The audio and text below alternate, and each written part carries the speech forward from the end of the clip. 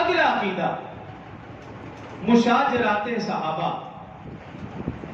مشاجرات صحابہ سے مراد صحابہ اور اہل بیت عظام رضوان اللہ علیہم اجمعین کے درمیان اگر کہیں باہمی اختلاف ہوا اور اگر کہیں وہ اختلاف جنگ تک نہیں پہنچا تو اس اختلاف کو مشاجرات صحابہ کہا جاتا ہے.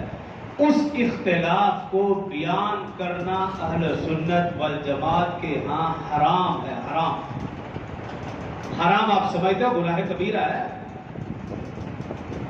ان کے درمیان جو کچھ ہوا رہنے دیجئے، چھوڑ دیجئے. اس کو بیان کرنا حرام ہے. ہاں اگر کوئی بیان کرتا ہے نیک نیتی سے، دونوں فریقوں کے درمیان حسن ظن رکھتے ہوئے اور دونوں کا ادب کرتے ہوئے، تو پھر گنجائش ہے. لیکن اگر ادب نہیں، دونوں کے درمیان حسن ظن نہیں، تو پھر ان کے درمیان ہونے والے اختلاف کو بیان کرنا حرام ہے. اختلاف کوئی بری چیز تھوڑی ہے.